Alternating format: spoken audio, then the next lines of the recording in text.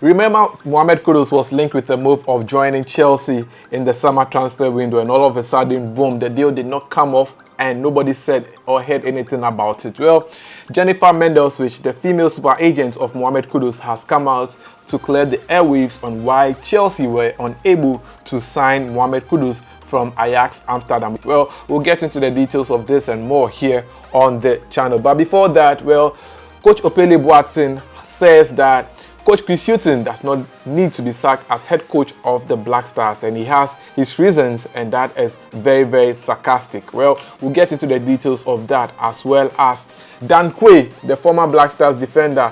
He has his solution for how Inaki Williams can end his goal-scoring drought in the Black Stars. According to him, all Inaki Williams needs to start scoring goals for the Black Stars is one player, and we'll get to know who this player is shortly here on the channel. Before we get into the details of this, please subscribe to the channel, like, share, and don't forget to leave a comment. My name is Joseph Adamafio, and to the details now. And Mohamed Kudus's manager, that is Jennifer Mendelswich, the female super agent, has disclosed why Chelsea were unable to sign the Ghanaian star midfielder from Ajax Amsterdam. Mohamed Kudus was linked with a possible move of joining Premier League side Chelsea in the summer transfer window.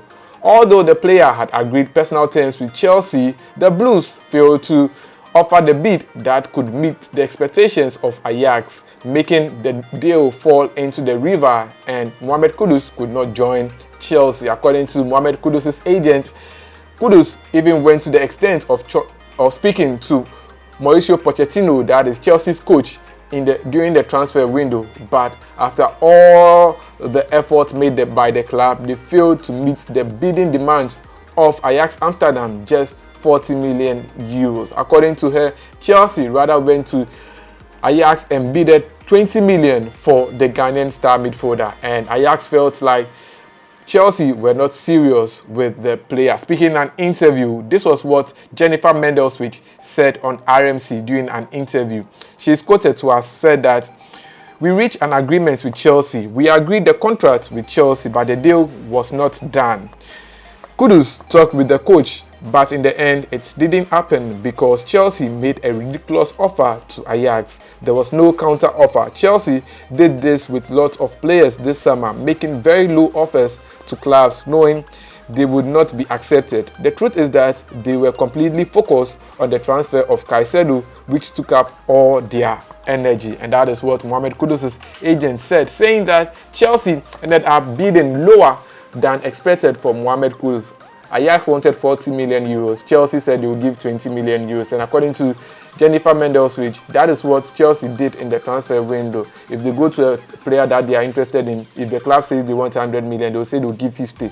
Then they'll talk to 80. But when it came to Mohamed Kudus, when they said 40, they ended up saying they'll pay 20, and they never came back again because they wanted Moise Caicedo. Well, according to Jennifer Mendelswich, Kudus just wanted to leave Ajax, and at one point in time, she had to send the profile of Mohamed Kudus to PSG, but the club did not make a decision on signing Mohamed Kudus. Speaking on that one as well, she said Kudus wanted to leave the club, but there weren't 50,000 clubs that needed to sign a midfielder and could afford him.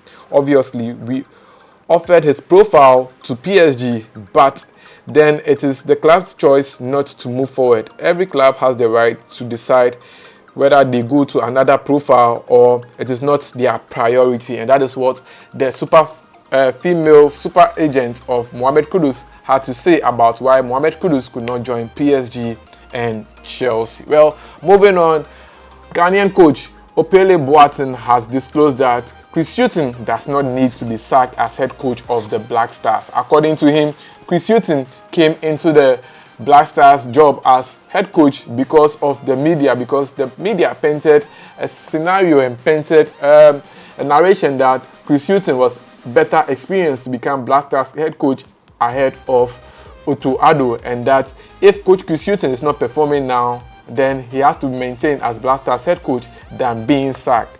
According to him, in a post on social media, this was what Opele Boateng said. He said, "GFA and Kurt must not sack Chris Hughton. Let it spoil. The all-known perfect media coach. I keep reminding the GFA that Hughton is untouchable. He is their choice. The media can sack Hughton themselves. And that is what Coach Opele Boateng, who at one point Coach Asante Kotoko, said in a post on X, which is formerly known as Twitter. Well, he accompanied that tweet with a formal tweet that he tweeted some time ago, and Opele Boateng is quoted to have said that the GFA has given Ghanaian fans what they wanted. Remember, Chris Hughton went 13 games without a single win in his last job at Forest. Don't come and rant if he repeats his old form by saying someone is controlling him. The nonsense must stop since you have your coach. And that is what Opele Boateng said in an old post as far back as February 12 when Chris Hughton was appointed as head coach of the Black Stars. So, previously we've been saying that anytime the Black Stars does not perform well, then it means Ketu Kriku and the GFE are kind of imposing players in the starting 11 of the Black Stars. But since Chris Hughton took over, it's been a long time we heard that the GFE are controlling the Black Stars coaches and all that. And now that the GFA is not controlling the Black Stars, look at how Coach Chris Hughton is performing. And Opele goes to say that, remember when you guys were saying Coach Chris Hughton should become the coach? He told us that Coach Chris Hughton, in his last appointment as head coach at Nottingham Forest, went 13 matches without winning a single game. And now he's the head coach of the Black Stars, and he has managed, I think, just 2 wins in 8 matches. And that is just ridiculous. But Coach Opele Boateng says that if we want Coach Chris Hughton to leave, then it's up to the media to sack Coach Chris Hughton and not the GFA and Kurt Okreku. Well, moving on, let's talk about Inaki Williams, because since switching nationalities from Spain to play for the Black Stars, the Ghanaian international has failed to score a goal.